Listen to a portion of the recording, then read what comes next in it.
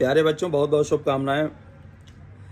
बौद्ध धर्म की जब हम चर्चा कर रहे थे तो हमने सोचा कि उसको दो भाग में बनाते हैं कि आप लोग पढ़ते पढ़ते कहीं बोर ना हो जाएं, और इसीलिए हमने जो बौद्ध संप्रदाय थे उसके बारे में बात करके अपने वाणी को विराम दिया था। और अभी हम इसका शेष भाग, बहुत कम बचा हुआ है, उसको मैं प्रारंभ करता हूं। इसमें बौद्ध साहित्य की चर्चा करते हैं। 88 ईस्वी पूर्व में सिंघल द्वीप के राजा वटगामड़ के समय बौद्ध साहित्य को लिपिबद्ध किया जाता है। ये आप लोगों को पता होगा। ये पाली ग्रंथ और अनुपाली ग्रंथ कहे जाते हैं। पाली ग्रंथ की जब हम चर्चा करते हैं बच्चों, तो इसमें पाली ग्रंथ में पिटक ग्रंथ आते हैं और दूसरा अनुपिटक ग्रंथ आता है। अब त्रिपिटक में विनय पिटक, सुत्त पिटक और अभिधम्म पिटक का नाम लिया जाता है। मिलिंद पन्नो, नेति प्रकरण, पेटकोपदेश, दीपवंश, महावंश और उठ कथा, सुमंगल विलासिनी, यह कुछ जो है वो पाली ग्रंथ के नाम है। संस्कृत ग्रंथ की जब हम चर्चा करते हैं तो उसमें बुद्ध चरित, सौंदर नंद, वज्र सूचि, दिव्यावदान, महावस्तु, ललित विस्तार, आर्य मंजूश्री, मूलकल्प इत्यादि का नाम लिया जाता है।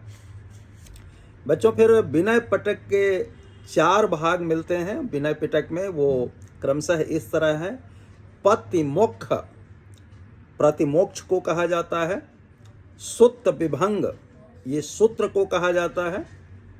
खंधक, नियम निषेध वर्णन इसमें आता है और अंततः परिवार की बात होती है। इसी तरह सुत्त पिटक एक धर्मोपदेश है और इसको 5 निकायों में बांटा गया है। पहला है दिग्घ निकाय, अर्थात धर्म उपदेश है इसमें। मध्यम निकाय, इसमें लघु उपदेश है। संयुक्त निकाय, इसमें संक्षिप्त उद्घोषणा प्राप्त होती है। अंगुत्तर निकाय में संक्षिप्त वक्तव्य प्राप्त होते हैं और खुद्दक निकाय में महत्वपूर्ण पदों का संकलन प्राप्त होता है। बच्चों, अभिधम्म पिटक की जब बात करते हैं तो ये बौद्ध धर्म का दार्शनिक चिंतन है और 7 भाग में यह बांटा गया है। धम्म संगड़ी, विभंग, धातु कथा, पुग्गल पंजति, कथा वत्थु, यमक और पट्ठान।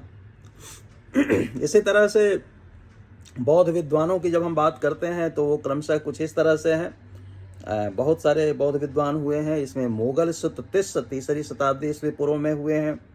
उपगुप्त, यह 3री सदी ईस्वी पूर्व में ही माने जाते हैं। महेंद्र व संघमित्रा 3री सदी ईस्वी पूर्व में माने जाते हैं। नागसेन जो बौद्ध विद्वान हुए हैं वो 3री सदी ईस्वी पूर्व उनका समय है। कश्यप मतंग 1ली सदी ईस्वी उनका समय है। वसुमित्र 1ली सदी ईस्वी। अश्वघोष, यहाँ से अश्वघोष से बिल्कुल सटीक इनका समय काल प्राप्त होता है। ये 80 ईस्वी से 150 ईस्वी माने जाते हैं।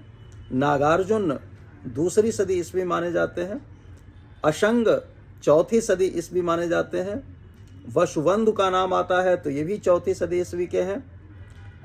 स्थिरमति 4थी सदी ईस्वी के हैं। दिंगनाथ 345 से 425 ईस्वी के बीच हैं। बुद्ध घोष, इनका जन्म 390 ईस्वी में हुआ था। चंद्र गोमिन ये 5वीं सदी के हैं।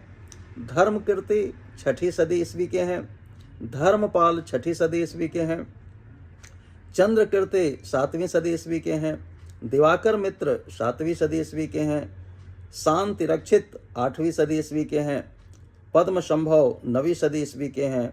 और दीपकर सिज्ञान आतिश 981 से 1054 ईस्वी के समय इनका समय माना जाता है। इसके बाद फिर हम लोग बौद्ध कला की चर्चा करते हैं तो इसके 3 रूप प्राप्त होते हैं। स्तूप में, चैत्य में और विहार के रूप में बौद्ध कला का नाम लिया जाता है। बच्चों, यहाँ पे बौद्ध धर्म का हम समापन करते हैं और आप लोग ये सारे फैक्ट्स याद करिए। और मुझे उम्मीद ही नहीं, पूरा विश्वास है कि यह सारा मटेरियल आपको बौद्ध धर्म से संबंधित जो है इस नोट्स के अंदर आपको प्राप्त हो जाएगा। बहुत बहुत शुभकामनाएं।